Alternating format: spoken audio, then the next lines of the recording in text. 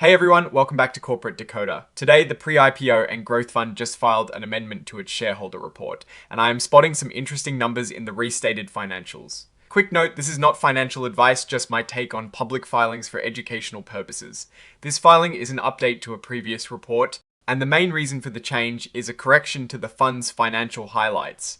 It seems there was an error in how they calculated some of their ratios, and they're now presenting the corrected annualized figures. So, what is the big deal with this amendment? Essentially, the fund is correcting how it presented its financial performance for the period ending the 31st of March 2026.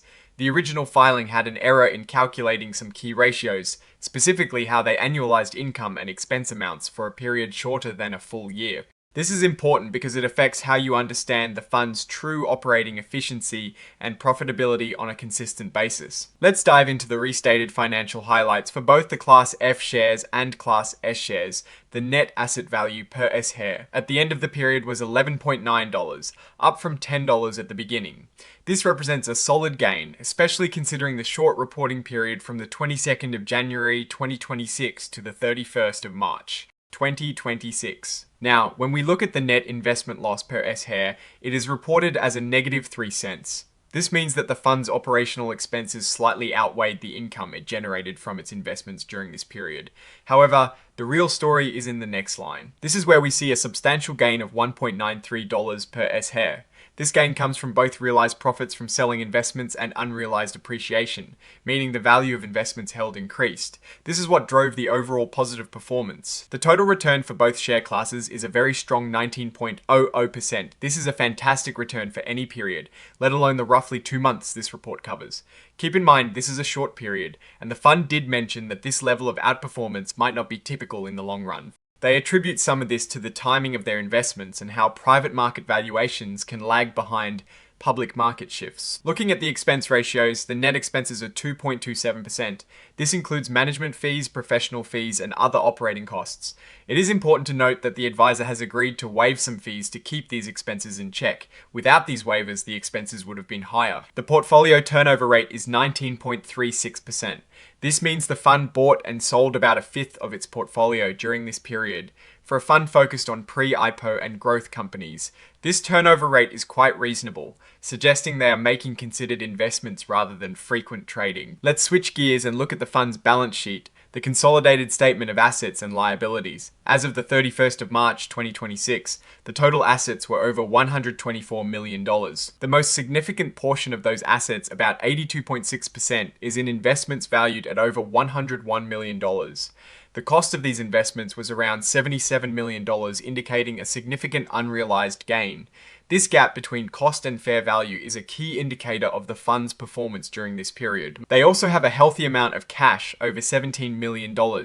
This is important for an interval fund as it helps manage repurchase offers and provides liquidity. Total liabilities were just over $1.2 million, which is relatively small compared to the fund's assets. This means the fund is not heavily leveraged. The net assets of the fund are over $123 million, which aligns with the total assets minus liabilities. Now, let's look at where that money is actually invested in the consolidated schedule of investments. The fund holds a diverse range of common stocks, but the bulk of its strategy lies in private investments. A striking 67.3% of the fund's investments are held through special purpose vehicles, or SPVs. These are essentially shell companies created to hold specific private investments.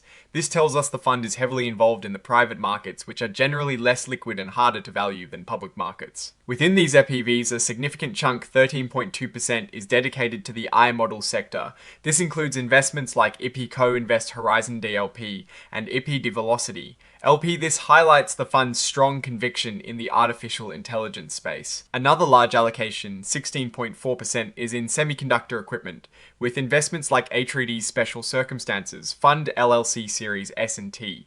This makes sense given the demand for the hardware that powers AI. The fund also has a substantial 15.5% in computer software. With holdings such as I.P.O Co-Invest Databricks DLP, this shows a broad bet on the software that will utilize AI capabilities. While private investments dominate, the fund also holds publicly traded common stocks, making up about 14.1% of its assets. These are spread across various sectors like technology, healthcare, and industrials. For instance, they hold positions in Apple, Microsoft, and Nvidia. Now, let's get back to that restatement mentioned earlier. Note 15 explains that the original financial highlights had errors in how they annualized income and expense ratios for periods less than 12 months.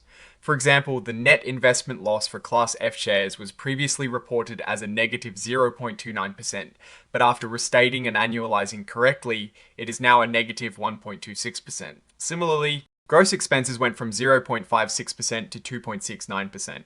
This is crucial because annualizing correctly gives investors a much clearer picture of the fund's ongoing operational costs and investment performance over a full year. Even if the reporting period is shorter, it prevents investors from being misled by potentially lower, unannualized figures that don't reflect the true cost of running the fund over a longer horizon. It is like seeing a snapshot versus a full movie. The movie gives you a better sense of the overall plot. Looking at the fund management, Lawrence K. Russian is listed as a trustee, chief executive officer, and president. He is also a managing member and portfolio manager at ABS Investment Management LLC, the fund's advisor, and has been in that role since 2002. This long tenure suggests a deep understanding of their investment strategy. The independent trustees, Bruce Beatty and Richard Latto, also have extensive backgrounds. Beatty, for example, has been president and CEO of Blue Ridge Real Estate Company since 2011. And Latto is a managing member at Spray Rock Capital. These individuals bring diverse experience to the board, which is essential for overseeing the fund's operations and strategy. This section discusses the company's internal controls over financial reporting. It highlights a material weakness identified in the controls related to the determination of appropriate classification and presentation of cash and cash equivalents, and specifically, the calculation of annualized expense and net investment income ratios for periods less than a year. The fund management has a plan to fix this by enhancing controls for calculating and reviewing these financial highlight ratios. They will ensure accuracy and proper presentation according to generally accepted accounting principles. It is good that they've identified this and have a plan, but the effectiveness of the remediation will be something to watch in future filings. So, what is my take? The Pre-IPO and Growth Fund has delivered exceptional returns in its initial short reporting period, driven by strong performance in its private investments, particularly in AI and semiconductor. Related companies, the restatement of financials, while seemingly a negative, actually brings greater transparency to how expenses and returns are measured over time. The fund's heavy reliance on SPVs and private markets means higher risk and less liquidity, which is a key factor for potential investors to consider. My biggest concern is whether this explosive early growth can be sustained given the inherent illiquidity and valuation challenges of private markets. What I'm actually looking for is how they manage liquidity in the face of their interval fund structure and their continued growth in private assets. Oh, and the research tools I actually use are linked in the description. They help keep this channel going. That is my take. Stay decoded. If this analysis was valuable, hitting that like button really helps, and subscribe for more deep dives. Don't forget to check out the Discord in the description.